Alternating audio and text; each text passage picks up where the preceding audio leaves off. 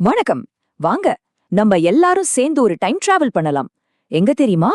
கிட்டத்தட்ட 2000 வருஷத்துக்கு முன்னாடி இருந்த ஒரு உலகத்துக்கு. அங்க கவிதைங்கிறது வெறும் வார்த்தைங்க கிடையாது. அது நம்மளோட உணர்ச்சிகளுக்காகவே பிரத்யேகமா உருவாக்கப்பட்ட ஒரு இலக்கணம். ஒரு நிமிஷம் யோசிச்சு பாருங்களேன். ஒரு கவிதையோட முழு ஃபீலிங்கையும் அது எழுதப்பட்ட நிலைமை உங்களுக்கு சொன்னா எப்படி இருக்கும்? காதல், பிரிவு, கோபம்னு எல்லாத்தையும் இயற்கையே நமக்கு விவரிச்சா இது ஏதோ கற்பனை இல்லங்க, இதுதான் உண்மை. ஆமாங்க, பழைய தமிழ் கவிதைகள்ல மலைகள்னு சொன்னா அது காதலர்களோட சீக்ரெட் மீட்டிங் ஸ்பாட். அதே சமயம் வறண்ட பாலைவனம்னு சொன்னா அது அவங்களோட வலிமிகுந்த பிரிவோட சின்னம். வாங்க, இதுக்குள்ள இன்னும் கொஞ்சம் ஆழமா போய் பார்க்கலாம். இந்த முழு சிஸ்டத்துக்கும் ஆதாரம் எதுன்னு கேட்டீங்கன்னா அது நம்ம தொல்காப்பியம் தான். இது வெறும் எழுத்து சொல்லுக்கான ஒரு கிராமர் புக் மட்டும் கிடையாது.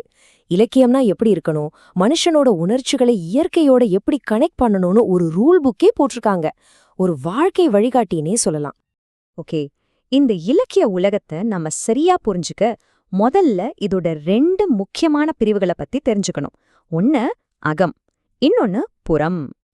இப்ப நீங்க பாக்குற இந்த பிரிவு தான் ரொம்பவே இன்ட்ரெஸ்டிங்கான விஷயம். அகம்னா என்ன?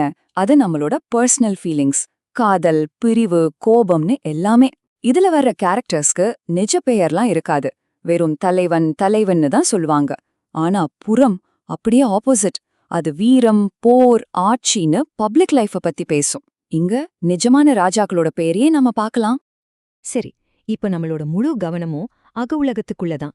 ஒரு காதல் கவிதை எப்படி ஸ்டெப் பை ஸ்டெப்பா உருவாகுதுன்னு நம்ம பார்க்கலாமா? ஒவ்வொரு அகப்பாடலுக்கும் ஒரு ஃபார்முலா இருக்கு. 3 பொருள்கள் தான். முதல் பொருள் முதற்பொருள். சிம்பிளா சொன்னா அந்த கவிதை நடக்கிற இடமும் நேரமும். 2வது கருப்பொருள், அதாவது அந்த இடத்துக்கே உரித்தான ஸ்பெஷல் விஷயங்கள், அங்க இருக்கிற தெய்வம், மக்கள், செடி கொடி, விலங்குகள், இசைன்னு எல்லாமே. 3வதா ரொம்ப முக்கியமா உரிப்பொருள். இதுதான் கவிதையோட ஆன்மா, அதோட மெயின் எமோஷன், காதல், பிரிவு, காத்திருப்பு மாதிரி. இதுல இருக்கிற சூட்சுமமே என்னன்னா, கவிஞர் ஐயோ நான் ரொம்ப சோகமா இருக்கேன்னு நேரடியா சொல்லவே மாட்டாரு. அதுக்கு பதிலா என்ன பண்ணுவாரு, வறண்டு போன பாலை நிலத்தை வர்ணிப்பாரு, சுட்டெரிக்கிற நண்பகல் நேரத்தை சொல்லுவாரு, அங்க வாடி நிக்கிற மரங்களை காட்டுவாரு. இது கேட்கும்போதே நமக்குள்ள அந்த பிரிவோட வழி தானா வந்துரும். சொல்லப்போனா இது ஒரு எமோஷனல் கோட் லாங்குவேஜ். வாங்க, இப்போ நாம பார்க்க போறதுதான் இந்த முழு விஷயத்தோடவே ஹார்ட். காதலோட 5 விதமான உணர்ச்சிகளை பிரதிபலிக்கிற 5 விதமான நிலப்பரப்புகள், அதாவது 5 இப்ப நீங்க பாக்குற இந்த டேபிள் தான் இந்த மொத்த சிஸ்டத்தோட மாஸ்டர் கீ. பாருங்களேன், குறிஞ்சி மலைகள்னா என்ன? காதலர்களோட முதல் சந்திப்பு. முல்லைக்காடுன்னா தலைவன் திரும்பி வர வரைக்கும் பொறுமையா காத்திருக்கிறது. மருதம், அதாவது வயல்வெளி, தலைவன் மேல வர சின்ன சின்ன கோபங்கள், சண்டைகள். நெய்தல் கடற்கரையோ பிரிவோட ஏக்கத்தையும் தவிப்பையும் சொல்லும். கடைசியா பாலைவனம், இது பிரிவோட உச்சகட்ட வலி. முதல்ல குறிஞ்சி. கற்பனை பண்ணி பாருங்க, நள்ளிரவு நேரம், யாருக்கும் தெரியாம மலை உச்சியில காதலர்கள் சந்திச்சுக்கிற அந்த ஒரு த்ரில்லிங்கான மொமெண்ட். அடுத்து முல்லை. இது காத்திருப்போட நிலம். போருக்கு போன தலைவன் கண்டிப்பா திரும்பி வருவான்னு பூத்து குலுங்குற காட்டுல தலைவி நம்பிக்கையோட காத்திருக்கிறது. அப்புறம் மருதம், செழிப்பான வயல்வெளிகள். இது தலைவனோட சின்ன சின்ன தவறுகளால தலைவிக்கு வர கோவத்துக்கும் ஓடலுக்குமான இடம். ஒரு சின்ன லவ்வர்ஸ் குவாரல்னு வச்சுக்கோங்களேன். இது நெய்தல் கடற்கரை. சூரியன் மெல்ல மறையிற அந்தி சாயும் நேரம். கடல் அலைகளையே பார்த்துக்கிட்டு பிரிஞ்சு போன தலைவனை நினைச்சு ஏங்குறது. அந்த ஏக்கம்தான் நெய்தல். கடைசியா பால, சுட்டெரிக்கிற வெயில், தண்ணியே இல்லாத வறண்ட நிலம்.